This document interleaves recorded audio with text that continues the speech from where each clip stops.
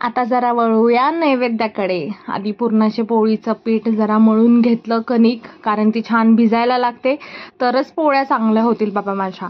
मग सगळ्यात आधी मी काय करते तर कणिक भिजवून घेते. मग आज तर उपवास होता, खिचडी करायला घेतली. लहानपणी तर फक्त साबुदाणा वडा आणि खिचडीसाठी उपवास करायचे.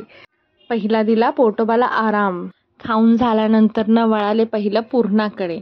पुरण शिजताना वरून जर आपण 1 चमचा छान साजूक तूप घातलं तर सुगंधही अप्रतिम येतो आणि चवही खूप छान लागते. पुरण अगदी छान होतं. मग एक स्वयंपाकाची तयारी.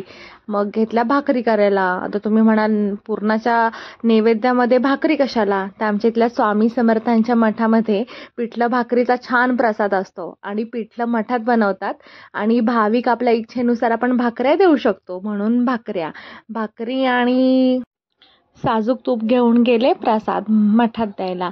स्वामींनी छान माझ्याकडनं सेवा करून घेतली. स्वामींचं छान दर्शन झालं.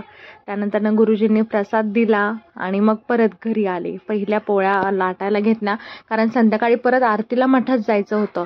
छान बघा, आता आपली कणिक मस्त भिजली आहे, पुरण तयार आहे. छान असं भिजली की छान लुसलुशीत पोळ्या होतात.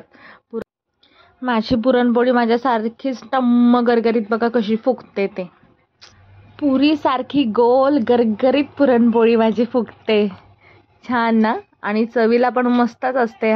पुरणपोळ्या करून घेतल्या, मग आमटी, भाजी, भात, सगळा स्वयंपाक तयार झाला. नैवेद्याचं पान वाढलं, स्वामींना नैवेद्य दाखवला आणि मग केली गुरुपौर्णिमा. माझ्या माऊलीची, माझ्या आईची गुरुपौर्णिमा. सगळ्यात पहिला गुरु कोण, तर आपली आई, जी आपल्याला जन्माला यायच्या आधीपासूनच गर्भापासून आपल्यावरती संस्कार करते, शिकवण देते.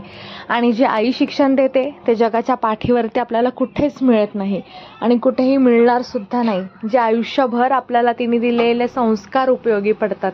आणि हे फक्त गुरुपौर्णिमा किंवा मदर्स डेच्या दिवशी मर्यादित नसावं, तर ते आपण आयुष्यभर आपल्या आईला जपलं पाहिजे, तिचा आदर केला पाहिजे. कारण देवापेक्षाही जर कोण सर्वश्रेष्ठ असेल तर ती फक्त आईच आहे. मग घेतले तिचे छान आशीर्वाद आणि तिला एक छोटंसं छानसं गिफ्ट दिलं. किती खुश झाली ती एवढ्याशा छोट्याशा गिफ्टमध्ये पण.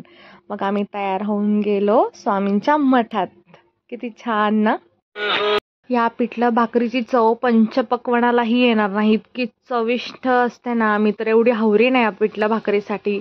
2-3 भाकऱ्या खाल्ल्यात मी, 2-3. आणि मग सगळे आम्ही एकत्र बसून आपल्या डेअरीमध्ये छान प्रसादाचा आस्वाद घेत होतो.